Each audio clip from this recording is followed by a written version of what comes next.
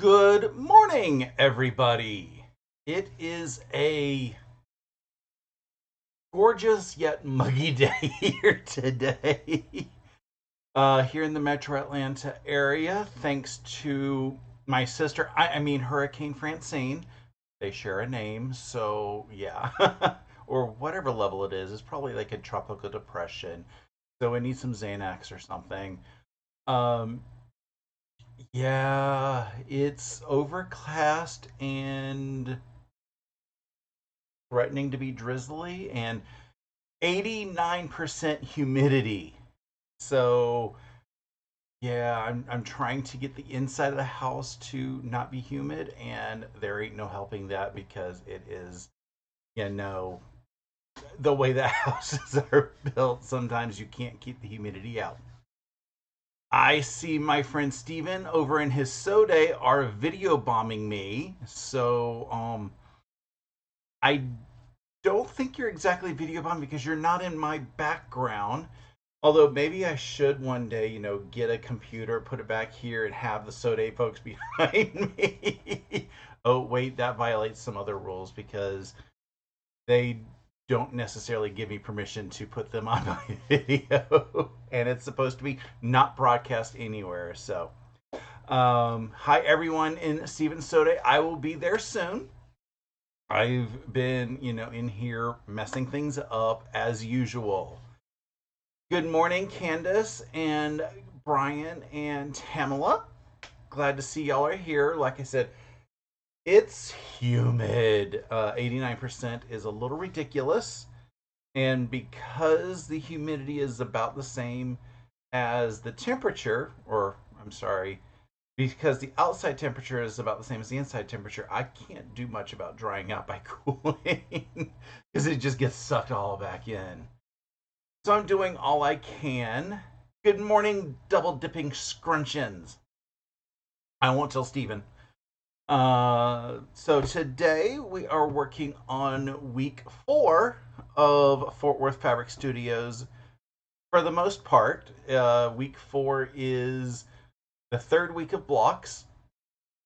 So this week's block is chonky trees, which is what I had predicted when I saw the fabric requirements for week 4. And they go together very quickly and easily as long as you do them correctly, which I may or may not have done.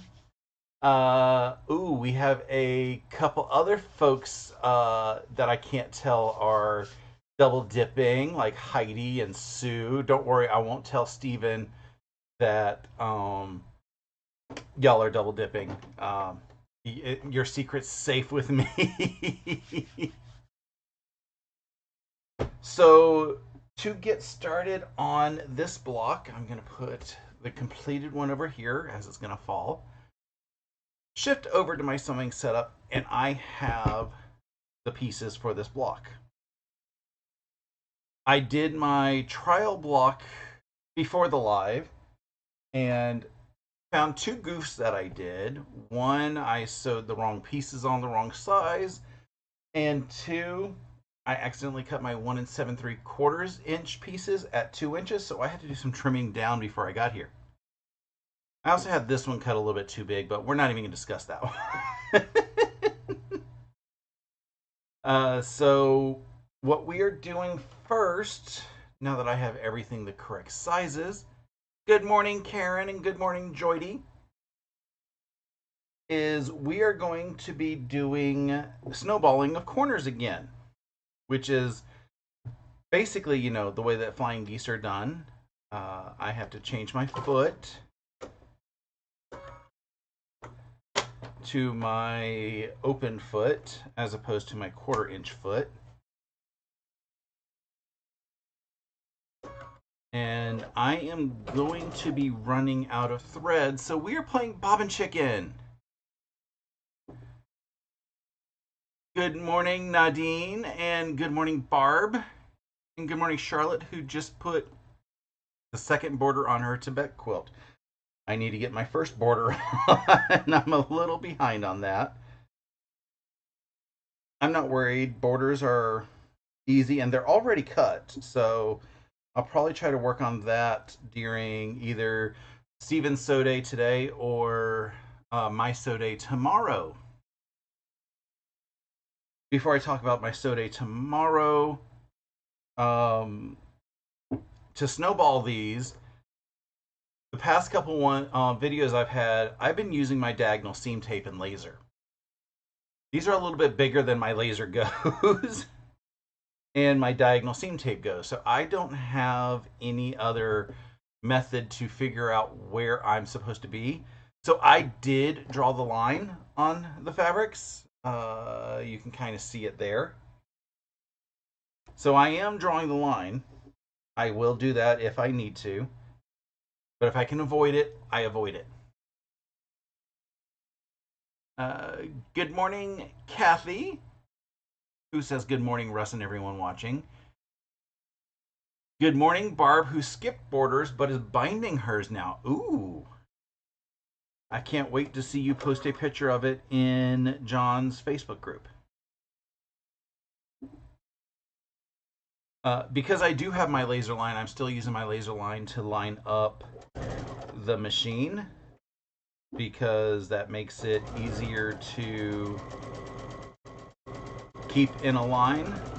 Just like when you're driving a car, if you can line up in front of where you want to be instead of line up right where you want to be, it makes things go a lot smoother.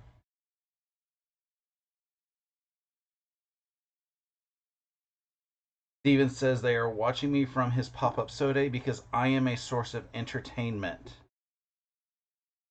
I mean, if you call this entertainment, it's a little boring at times. And I'm not going to entertain you by, accidentally stabbing myself with a needle. Because I did that last week. Before my life.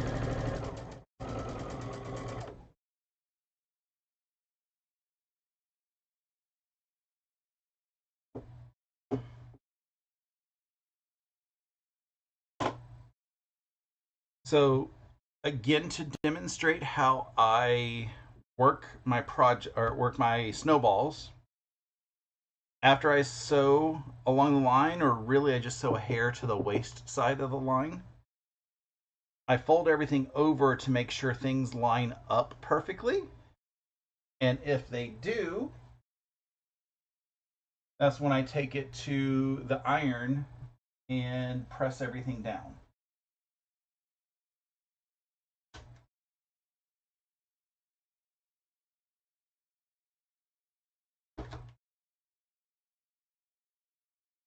And after I have it pressed down, I will lift up the top layer and then trim these two layers back. Or trim the two back layers. Sometimes word order matters.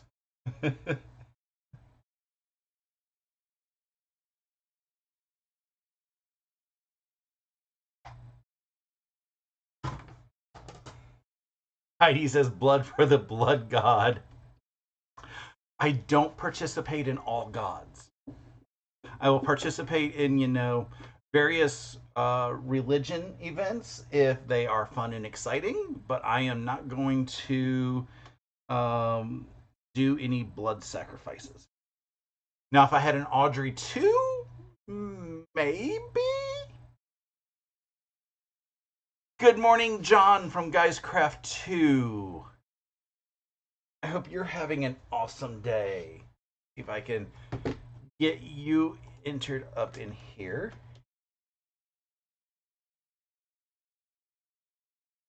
Let's see if Nightbot's being happy today. This top piece is a pseudo flying geese. We are going to be crossing up at the top, but we are crossing pretty far down. So it's not like there's going to be any point up top that we will be contending with when we put this into the final pattern. And I've had ideas and thoughts of what the final pattern might be.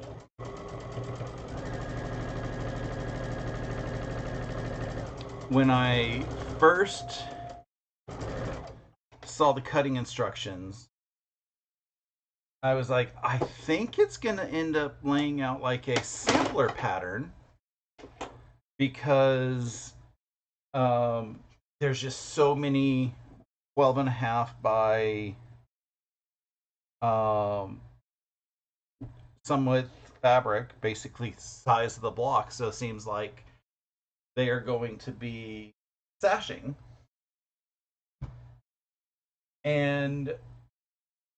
But I was like, we're doing a lot of blocks to do what I traditionally know as a sampler. Because when I do Saturday Sampler, we do 12 blocks, which is a 3x4 layout. And doing 8 blocks the first week, I'm like, that's not a proper sampler size from what I'm accustomed to. And then we did 8 blocks the second week, and I was like, that's a little bit different, but it still feels like that's what we're gonna do.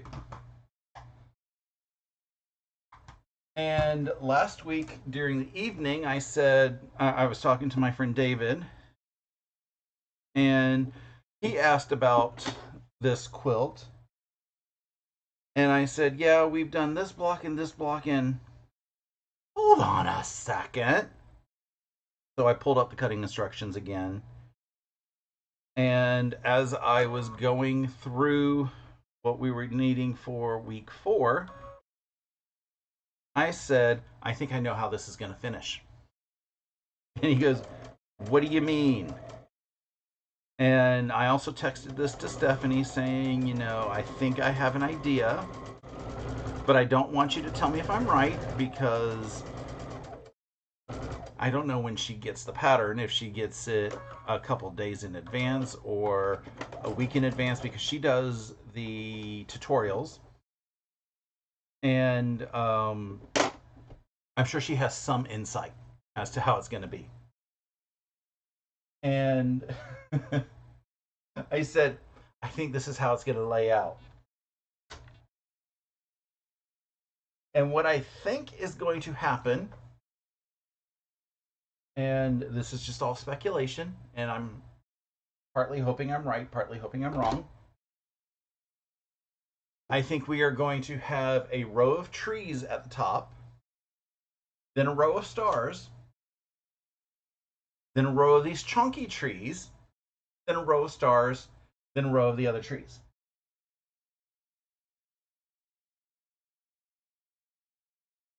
That's what it feels like to me that we are doing,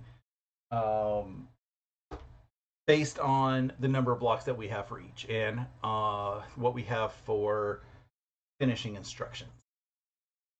Heidi asks, how about cookies for the Cookie Monster? Heidi, do you know Cookie Monster's real name? Because I do. It was shocking for me to learn a few weeks back. But Cookie Monster's real name is Sid.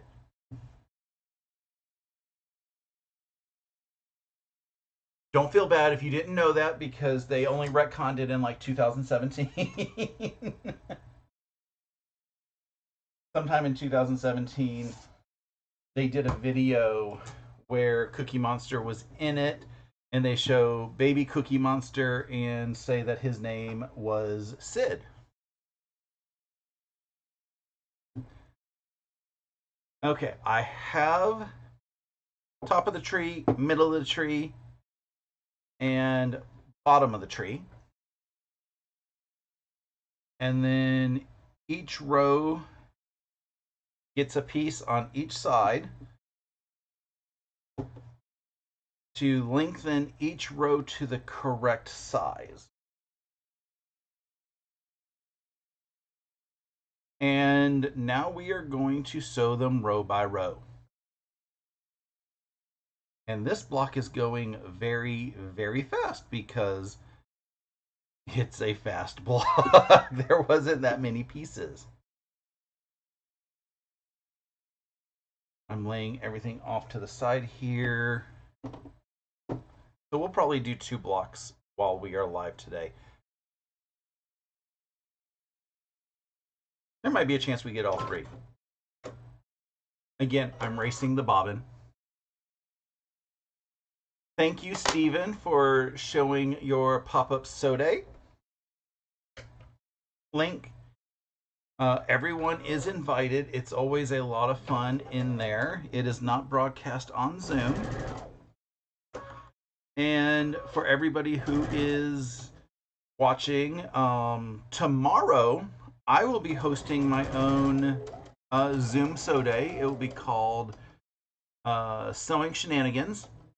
It will be tomorrow at 9 a.m. I have a Zoom link, and actually it looks like Steven shared my same Zoom link. I need to edit the description below this video for that Zoom link. But the link is in my weekly vlog, which was published Wednesday. And it was sent out to anybody who is on the little mini mailing list that I started. Which you can join the mailing list by shooting me an email. But I will be hosting it tomorrow. It is not broadcast on Zoom. It's just a whole bunch of people who just want to sew with friends. And Steven's Sodes are a lot of fun, and I am hoping mine are at least somewhat comparable to his. I mean, you can't be as fun and awesome as he is. Okay, I'm starting to see that I'm at the wit's end of my bobbin.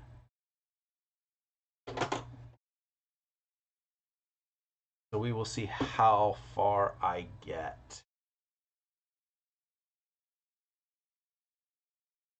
But yeah, with the layout, we find out Monday morning how this is going to finish. So I figure if I have spoiled it accidentally, I haven't spoiled it for too long.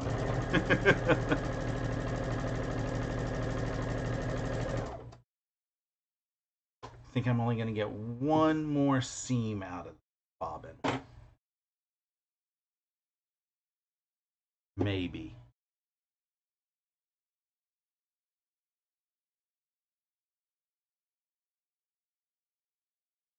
Heidi is looking forward to the inaugural shenanigans.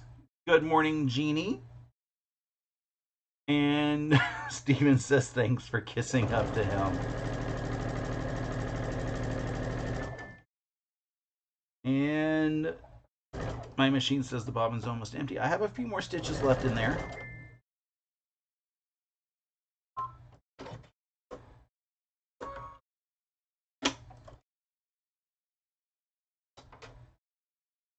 This is how far I won with bobbin chicken.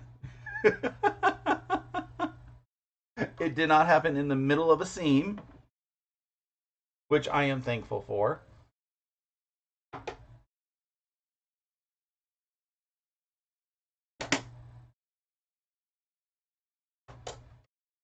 And I had another bobbin ready and waiting to go.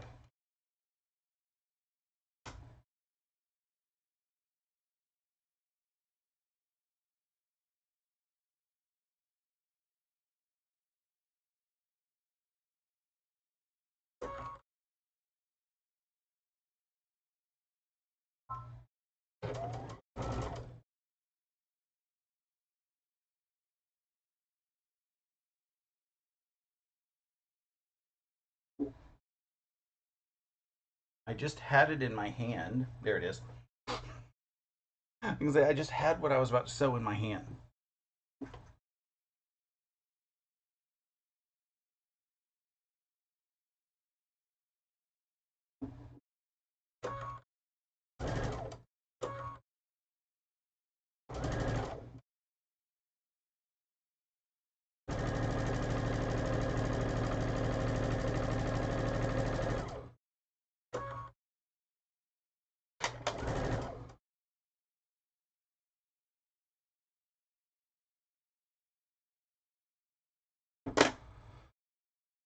So we have all three rows, which I need to figure out, or I don't think I need to worry about pressing directions on this row too much, but I'm going to talk about it real quick.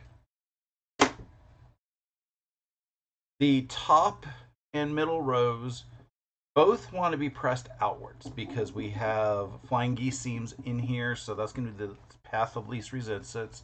We don't have anything to match. This center row can be pressed either direction, but because we have dark in the center, I'm going to press the middle row towards the center. Or I'm sorry, the bottom row towards the center.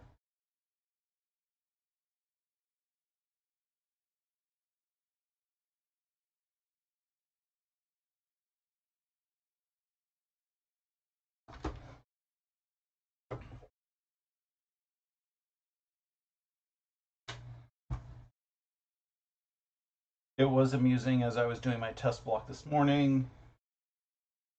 I wasn't thinking, so I sewed the middle sides to the top row and the top sides to the middle row.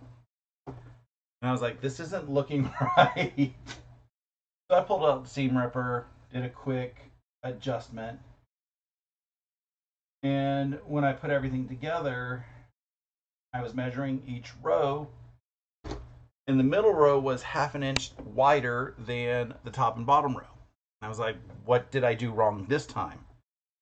And it was because these are supposed to be cut at 1 3/4, and I cut it at 2.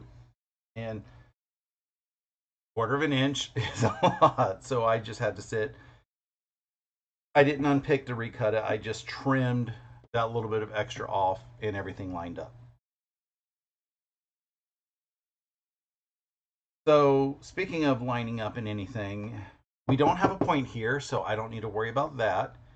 We do kind of have little flying geese edges here. So I'm going to put this piece on top just so that we can aim towards the little triangles for the flying geese edges or the snowball edges. Just trying to aim the best we can.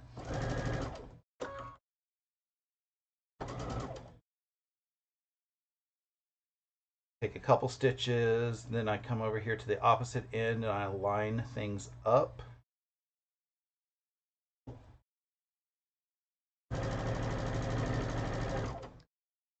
And I do that so I can keep constant tension on this side in case one, the top or the bottom, either is a couple threads larger. It kind of keeps them moving through the machine at a consistent rate. It helps hide any imperfections. Julie says she's excited to be part of my first shenanigans tomorrow. Thank you, Julie.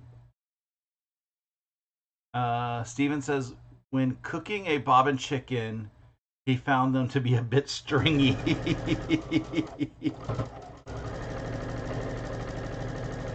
I thought Walter did the cooking, Steven.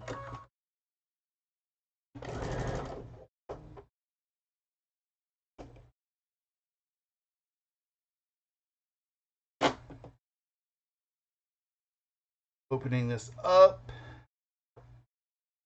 This looks pretty good. For pressing, we have 3 layers of fabric right here and right here. And we only have 2 layers of fabric on these. So naturally everything wants to, the more of the fabric wants to go this way than this way. So I'm just going to press everything downwards.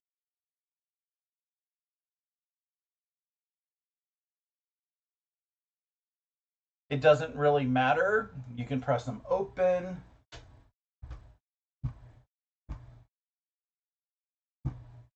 If I'm right, none of these are lining up to each other, so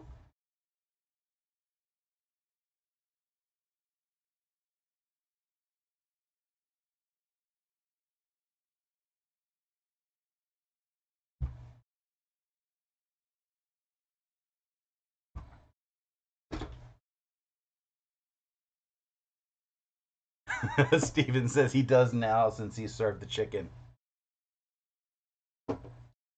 I've heard about your microwave cooking, Stephen.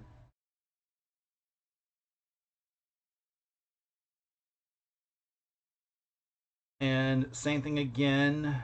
We have points on this side that we kind of want to keep track of. I'm going to sew with this side up.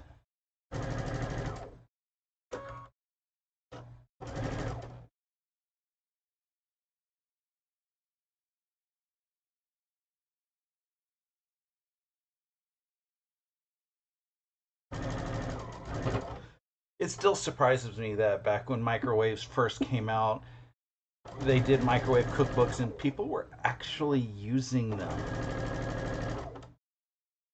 The only thing I use my microwave for is microwave popcorn. And even then, I prefer the air popped.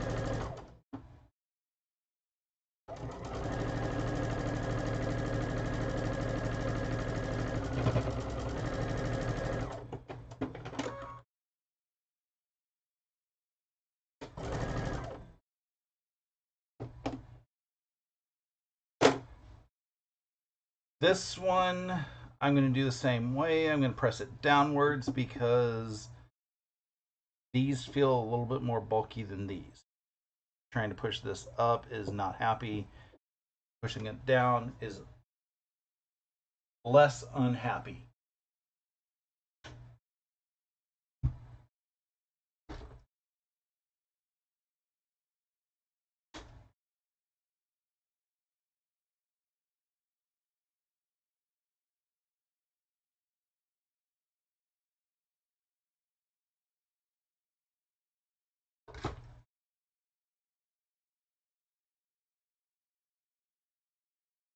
And we have our first chunky tree. Okay, second chunky tree because I've already done the first one. And since we're only halfway through the live time, I vote we do another. So I am going to pull the straight pieces out again.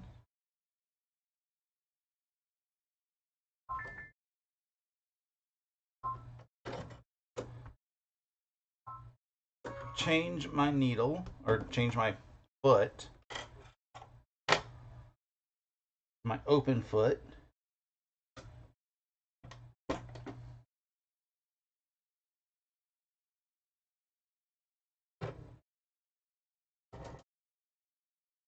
And I'm going to do the same thing that I did at the start of live.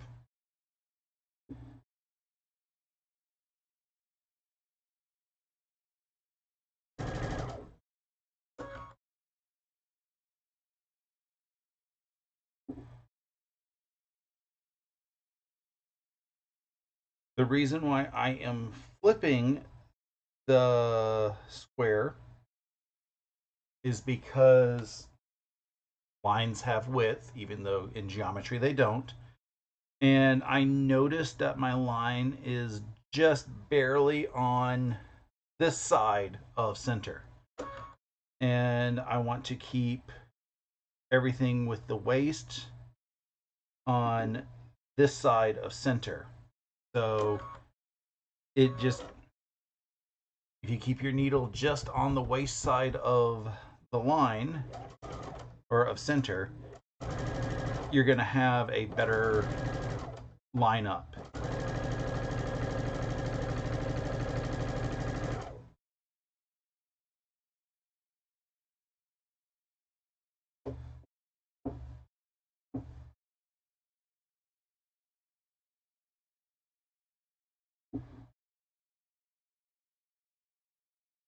And I am really feeling the muggy today. I may have to turn my air conditioner down even cooler.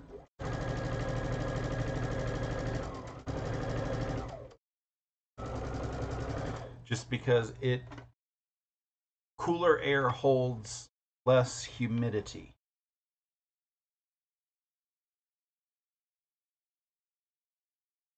So if I can get a little cooler in here, I mean, the only ways to make the humidity feel different is to make it cooler or warmer. If you cooler, that means that the amount of humidity is The amount of actual, not relative humidity will drop. But if you make it warmer, the relative humidity drops. And depending on how you want it to feel, I do not want it to be warmer in here. So my choice is if I can just get some of the humidity to fall out on the air coil.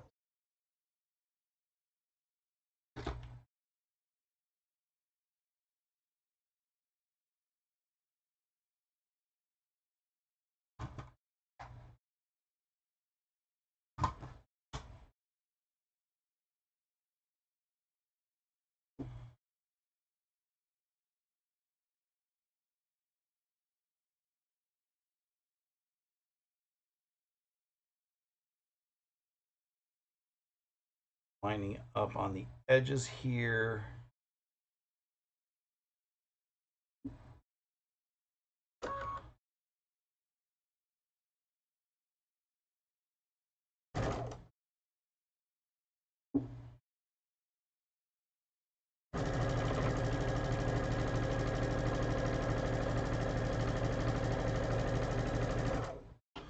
So I hope anybody who was in the path of the storm is fine. My friend David is in New Orleans, and he just said it was a lot of rain, like 8.5 inches of rain.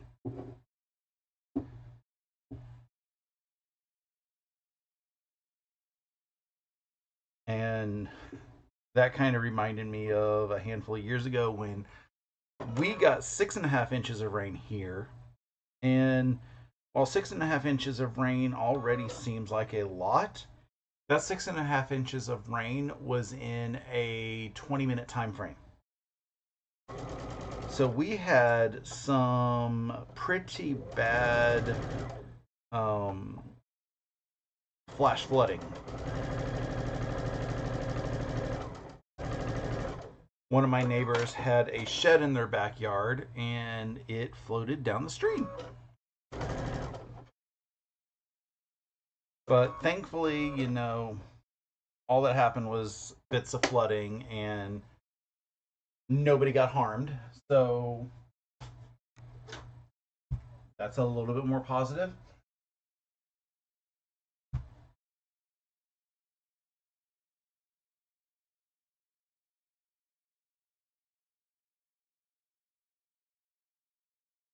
It made me a little bit more thankful that my house is on the top of a little bit of a hill.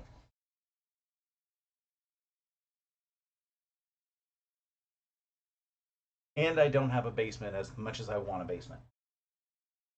But I heard basically anybody who had a basement, it flooded.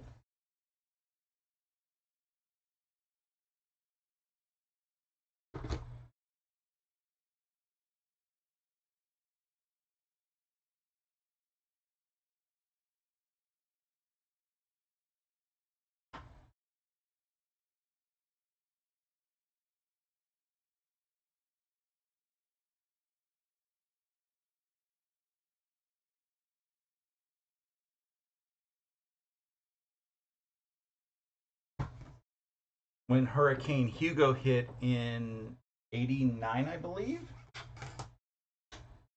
we were in the middle of it. That was a scary storm.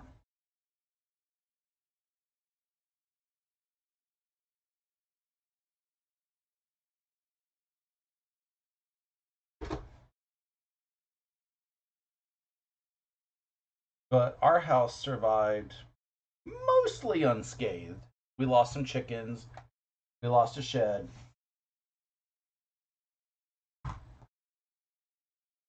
But everything else came out fine. A friend of the family lost his trailer. He basically was getting out of there just as the trailer lifted up.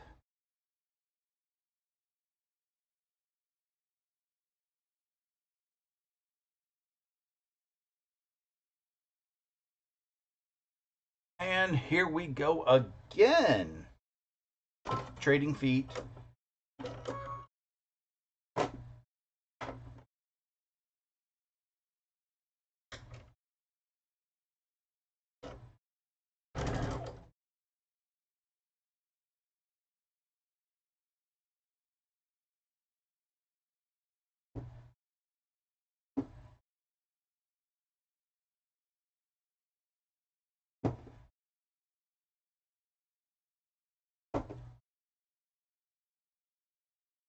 Does anybody have any exciting weekend plans other than either of the two so days?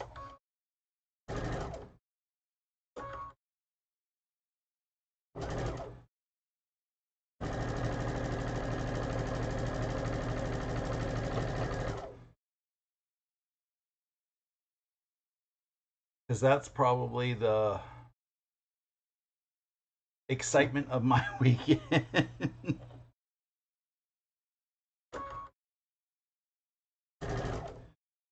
Next week, though, I get to go Thursday to the post office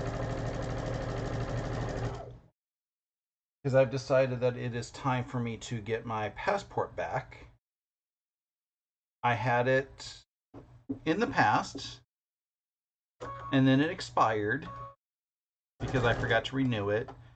And then I'm going to say super expired because you can renew it for a certain number of years after it expires without doing any additional legwork.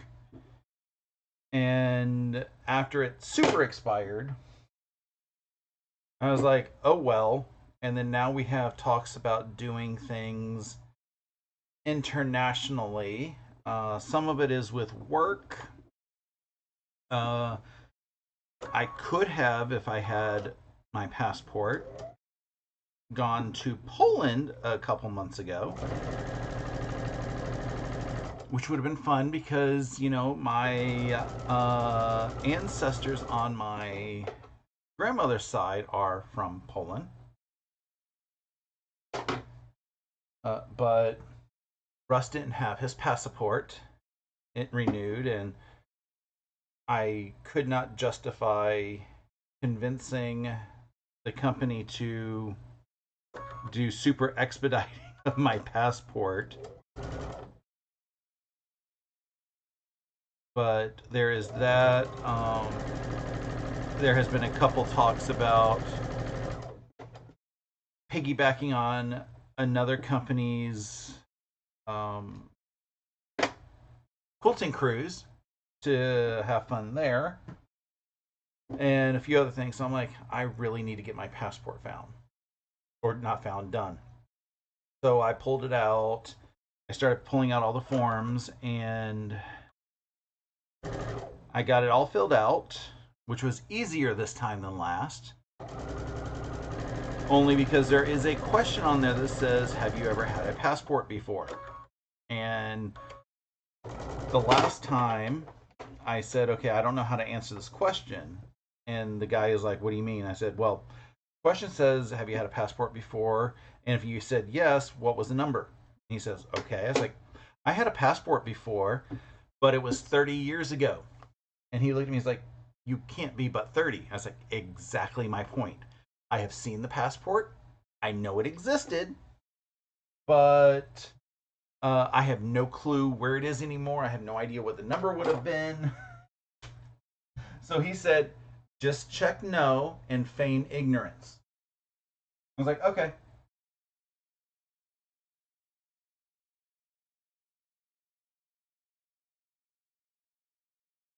The passport that I had was because military family, was born overseas, and because of that, I had to have a passport to get back.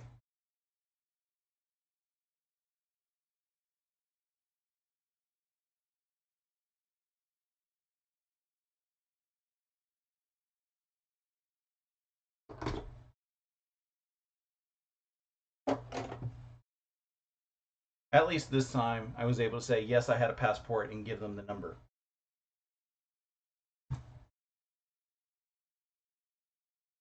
I also was laughing at the passport photo that I had on my expired passport because number one, I looked so young. Of course, you know, that was like 15 plus years ago. I think it was close to 17 years ago, if I remember right. Number two, my hair was dyed back then. It was, I don't remember what color it was, but it was one of those box shades that, were normal colors. And number three, I said, number three, I missed I had a hematite necklace that I wore. And I was like, I really missed that. But it fell apart. And, you know, there was no way I was going to find every little bead that was in it. And then I was like, I know this shirt as well. The shirt that I was wearing in my passport photo had Scooby Doo on it. And I know that even though you can't see Scooby Doo in it.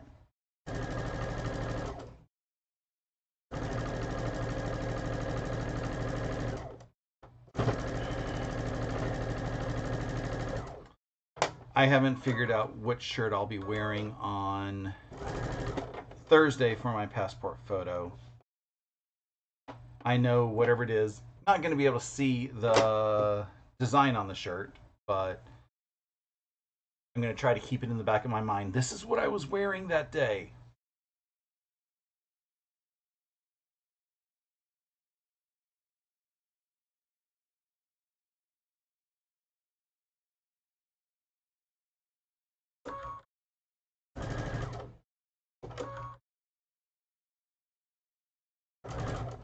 It's also going to be handy to have my passport because there's rumors that I might need to be looking for a new job soon. I mean, those rumors have been going on for 2.5 years now, so I don't know how much I am believing these rumors anymore, or have decided how soon those rumors are. And it is easier to just hand them one document of a passport to suffice all of the identification purposes they need instead of hunting down, like, they want a bill, and I'm like, all my bills are electronic. They want your license, and I'm like, okay, that one's easy. They want like so many, like they just want all the identification stuff, and a passport trumps everything, making it so much easier.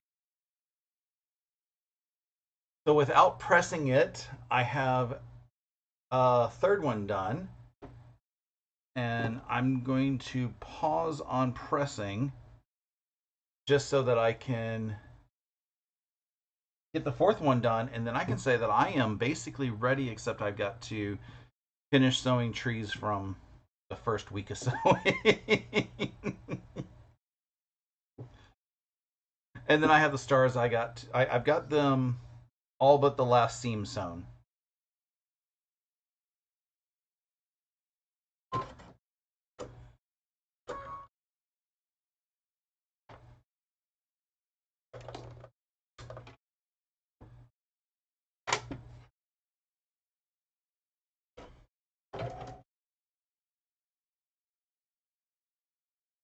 I will say these are very fun blocks.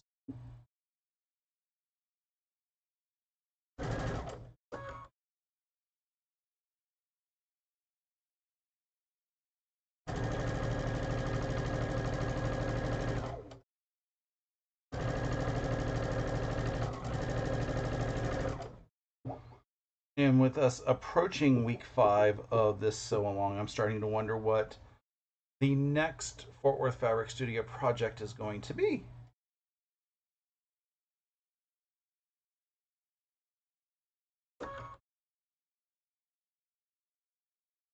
Whatever it's going to be, I'm sure it's going to be exciting.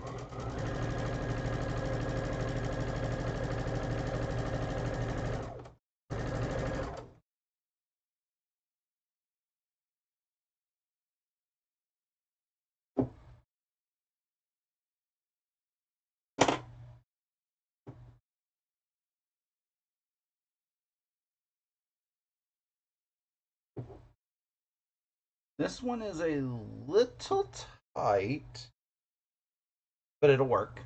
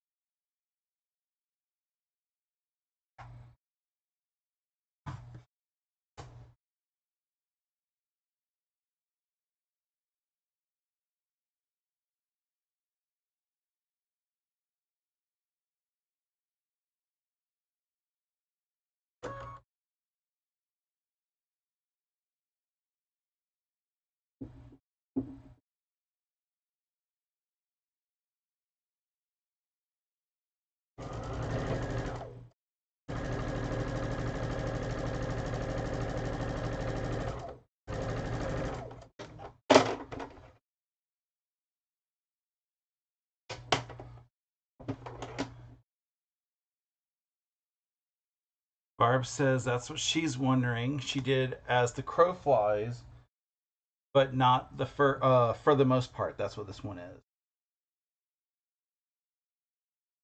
As the Crow Flies was fun. I still need to get that one quilted.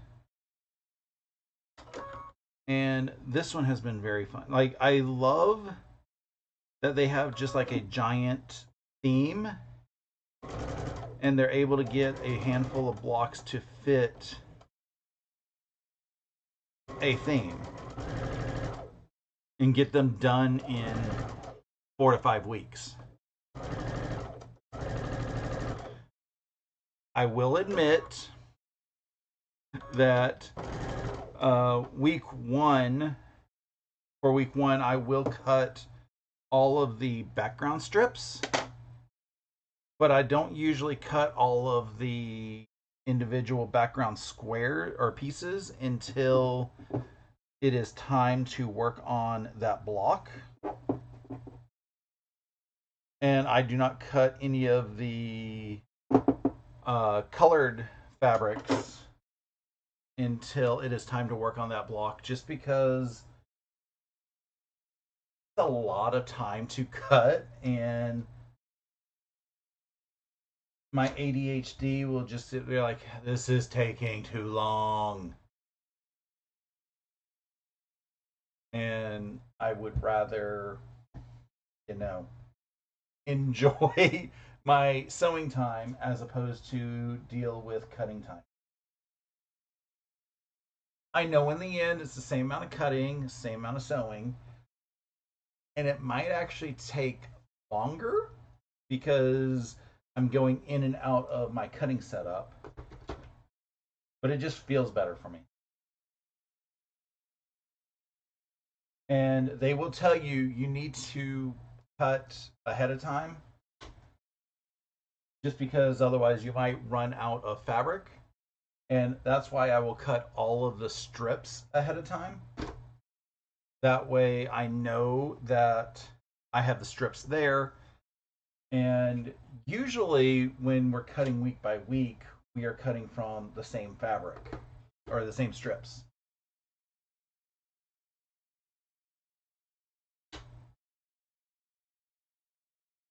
That's also part of the reason why I haven't finished the first week, is because there's a handful of pieces that I need that are part of week five's cutting.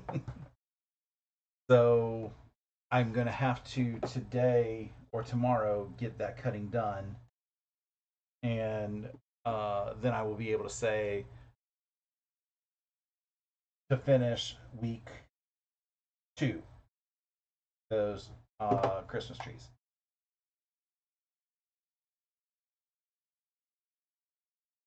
Okay, the top one.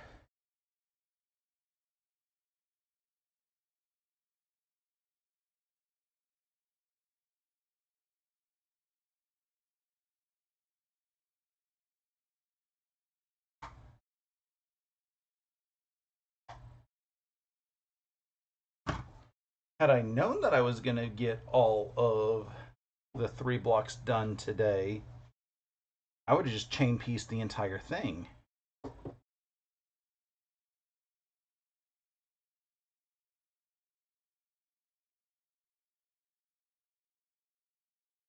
Barb says she has to cut everything at once so she can get more fabric when she messes up.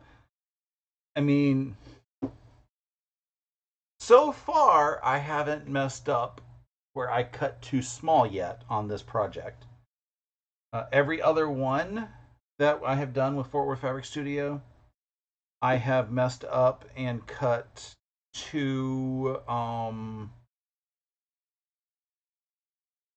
cut something too small. And actually, no, I don't think I goofed on As the Crow Flies. I don't think. So maybe I'm just reading the directions a little better, or paying enough attention to Stephanie's videos when they come out on Mondays.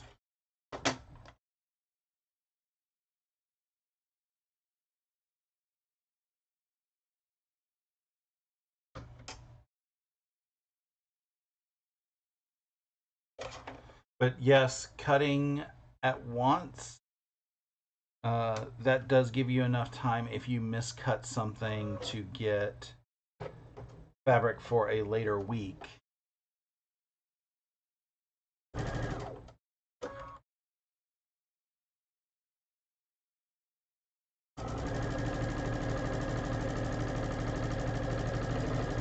When I did my big goof up on Matters of the Heart,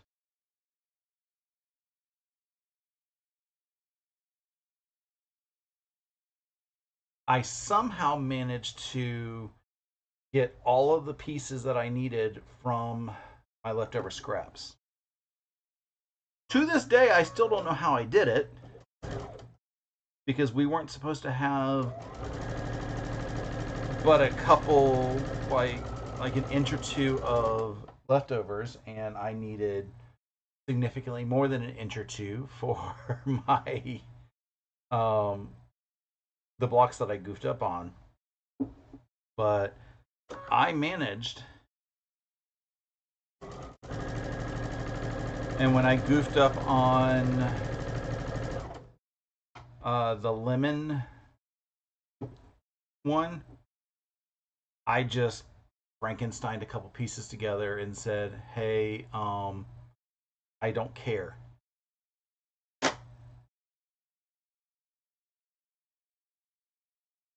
RV quilt. Words are hard to say. RV Quilt Quest is asking, "What kind of sewing do I have there?" I'm imagining you're asking what kind of sewing machine, just because um, there's a lot of words that can be sewing, and most people end up asking about the sewing machine. This is a Brother Innovis BQ3050. It is a honker of a machine, and I really enjoy using it. I've had other brothers in the past that were smaller. They worked just as well. The big reason that I like this is because it's got a laser light and it's got a couple other features that I really wanted. And I have, like I said, a few other Brother machines in the house. So that's why I went with Brother, because I knew a lot of the accessories that I had for my other machines, like feet and things like that, would be compatible with this machine. And I had a friend trying to convince me to go for a Janome. He's like, but you can go through, 32 layers of fabric and with this machine and da da da da da. And I was like, but it's not compatible with my feet, or it's not compatible with this, or it's not compatible with that. And I think one of the machines, they didn't even have a laser light. And I was like, this is what I am looking for. This is what I want. And I also have a Brother for my travel machine. So again, the everything is compatible. That machine does not have a laser light, but it still has, all the stitches that I will never use. But if people are asking, what machine should they buy? My answer is buy the machine that's in your budget and what you like. Uh, just like a car, try out machines. Just because it works for one person doesn't mean it's going to work for another.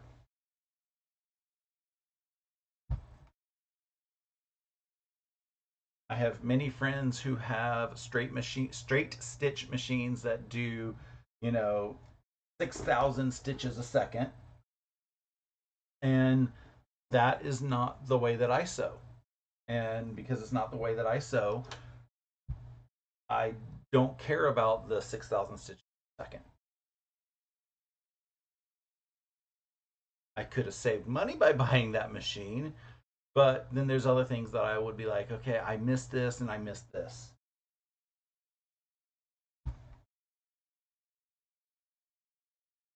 It's the same reason why, One person may enjoy driving a Nissan, and another person may really enjoy driving a Hyundai. They're both cars, they get you from A to B,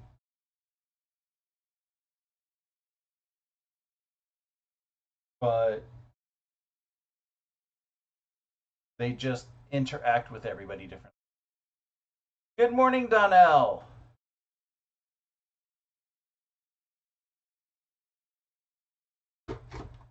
Did you finally get your cotton cuts clue done?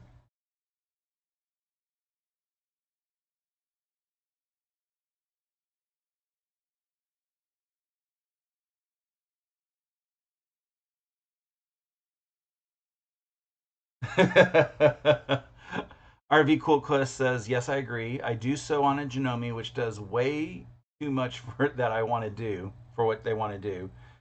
And plus, we have to have several machines. I cannot state the number of machines that I have because every time that I have to do it, I have to sit here and count. And then, I wonder, does the long arm count as a do I count the long arm in my machine list even though it can only do long arming? Do I count the embroidery machine? Do I count the machine that I have never used but still want to one day? That is 100 years old. So, yeah, it's just I have my machines, and like I said, I know what works for me and what I really like. And a lot of my decision was based on it. It's compatible with what I already have. If somebody has already purchased into the Janome ecosystem, they may only be interested in purchasing a Janome for their next machine. If they're in the Bernina ecosystem, they may want to go only in the Bernina side of machines. There are people who will have one machine and want to specifically have a different brand for their other machine because of other features, and they don't care about compatibility. So there's that.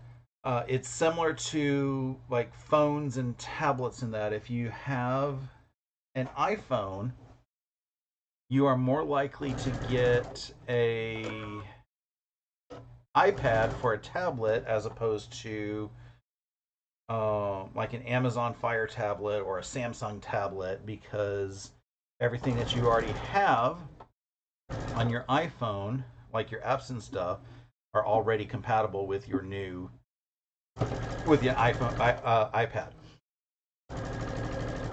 And since I have an Android, any tablet that I have had has been Android based because I already have everything for it.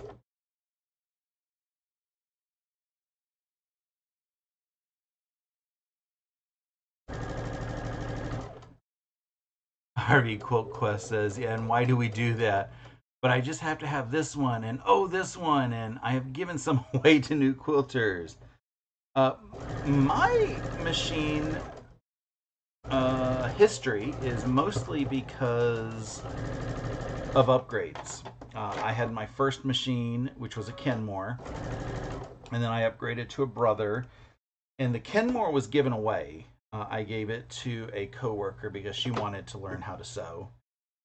And then I upgraded from the brother to a Juki because I wanted a thread cutter. The thread cutter was because I was learning foundation paper piecing, and the brother did not have a thread cutter, and I was getting threads all over the place. And then I upgraded my Juki to this machine that I have here, and then my also travel machine because, like I said, I wanted to keep them in the same family.